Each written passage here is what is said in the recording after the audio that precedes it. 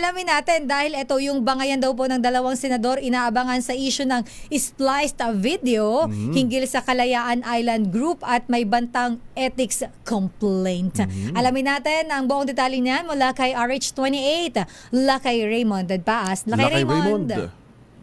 Elaine at Yuel, may namumuo na namang tensyon sa Senado dahil sa akusasyon na may nag-splice ng video hinggil sa issue ng Kalayaan Island Group o KIG. Ibig kasunod ng post sa X o dating Twitter ni Senate President Pro Tempore Panfilo T. Lacson na nakarating na sa kanyang impormasyon na may kapwa siya senador na maghain ng reklamo sa Senate Committee on Ethics dahil sa pag-splice ng video ng hearing ng Commission on Appointment ng humarap ang mga bagong promote na mga opisyal ng Armed Forces of the Philippines.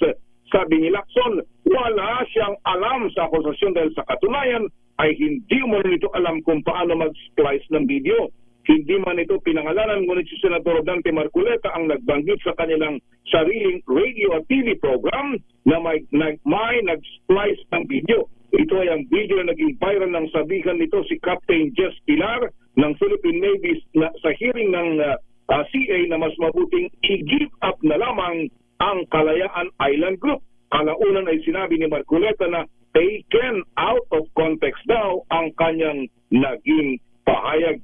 Simula sa pool ay hindi maganda ang relasyon nila Senador Lacson at Marcoleta dahil si Marcoleta ang original na naging naunang chairman ng Senate Ribbon Committee bago siya pinalitan ng Senador Lacson ng pumalit sa Senate Senador Tito Soto bilang Pangulo ng Senado. Pero Lakay Raymond, para malaman yung totoong context, hanapin lang sa YouTube. Sa YouTube. Yung hearing ng CA para mabasa na, marinig ng gusto para makita niyo doon kung paano niya sinabi na i-give up na lang yung Kalayaan Island Group ni Senador Marcoleta nung humarap yung I think 35 yata yun na mga officers ng AFP nang humarap sila sa CA confirmation hearing. Yun yung mahirap sa mga spliced videos, ano? So kailangan panoorin ng buo para alam yung context ng video.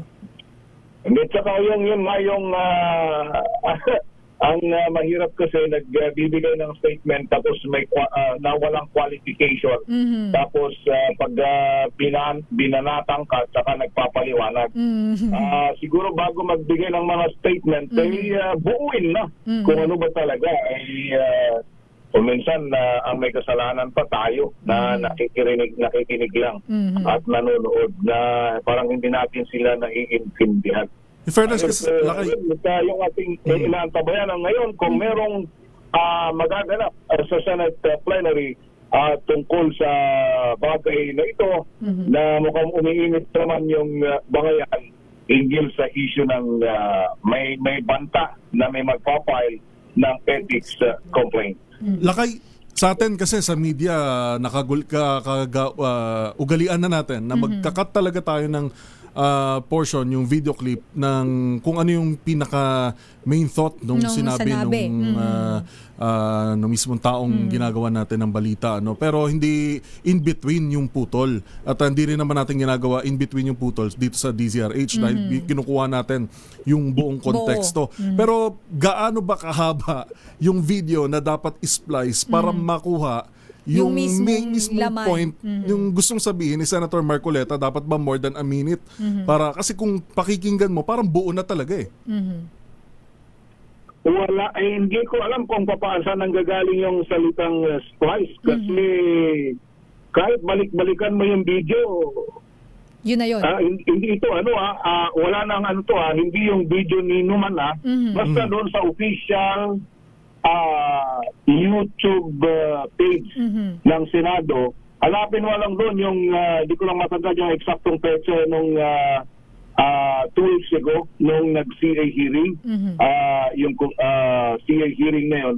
At ang humaharap doon, dahil ang pinaka-senior doon, kung bakit si Captain Pilar yung pinaharap doon, siya yung pinaka-senior among the 35 promotees ng AFP, iba-ibang branch of service yan. Siya yung nakaharap doon at doon malinaw yung pagkakabanggit. So hindi ko alam kung saan nanggagaling yung salitang splice. Maaring doon sa iba, yung iba na mga naglalabas na, baka yun ang kanila. Pero dito sa, kung para walang, ibig sabihin natin doon yung hindi ka maliligaw sa pakikinggan mo, pumunta ka doon sa original video during that day, Commission on Appointment hearing. At yun makikita doon yung portion na binanggit ngayon, yung bagay na i-give up na yung Kalayaan kasi ako inulit-ulit ko, binalikan ko, baka mali yung pandinig ko eh. Yun talaga na malinaw yung pagkakabanggit na para mas madali, i-give up na lang yung Kalayaan Island Group. At naroon yun sa video. Hindi ko alam kung saan nanggagaling yung sinasabi na meron daw na splice na video. Oo, kasi ang splice kasi yan, pinutol, tapos dinugtungan ng iba. O idudukto mo ng ganito para magmukhang ito yung sinasabi kahit hindi naman. Diba? Oo. Oo, yung ibang pananalita natin dyan, yung dinoktor mo yung pinakialaman mo yung video. Kung in-edit mo na tinanggal mo lang yung unnecessary portion bago at pagkatapos, walang splice yun. Pero kung yung pinutol mo at nagsingit ka ng iba, yun, maaring yun ang sabihin nila na splice. Kaya hindi ko rin alam kung saan nanggagaling yung salitang meron daw nag-splice na kasamahang senador. Kumbaga, kayong dalawa, yung sinabi nung isa, in-splice mo at yun ang lumabas. Medyo masyado ng technical yun at masalimuot. Kaya yun yung lumalabas ngayon. Pero ito ang pinag-uusapan namin dito, mukhang marami ng mga distractions. Balik tayo doon sa tunay na issue na pinag-usapan at hindi yung splice na video. Nako. Pero Lakay Raymond, sa ibang issue naman, kumusta pala? Dahil mukhang itong abogado ni Curly Discaya ay meron sumulat daw kay Senator Ping sa Committee ng Senate Blue Ribbon dahil mukhang hindi daw kasi pinayagan itong si Attorney Samaniego na dalawin o makapasok dyan nung Valentine's Day kung hindi ako nagkakamali. Dumalaw kay Curly. Ayun, hindi ko na alam yun kasi ay kung pagdating naman sa issue kasing gano'n, hindi na kay Senator Ping yun kung sakasakali dahil si Curly Discaya ay under ng Office of the Senate Sergeant at Arms. Sila yung namamahala So, ng dapat kanyang kay security. Ang bagong head ng USAA ay si Major General Samonte. Siya na ngayon ang bagong hepe dahil napalitan na si General Mao Aplasta at head of the Office of the Sergeant at Arms. Ibinalik si General Samonte. So, hindi ko alam kung kailangan pang magpaalam mismo kay Senator Ping kung sakaling, kasi alam naman natin si Attorney Samaniego, kumbaga siya naman talaga ang lawyer ni Curly Discaya. At kahit sa Senate hearing, siya mismo yung kasama niya pag kumaharap sila. No, wala si Lakay Raymond. Lakay Raymond? Alright, sige. Yes. Ayan. Medyo nawala ka lang, Lakay Raymond. But anyway, maraming salamat, Lakay Raymond. Maraming salamat, Lakay.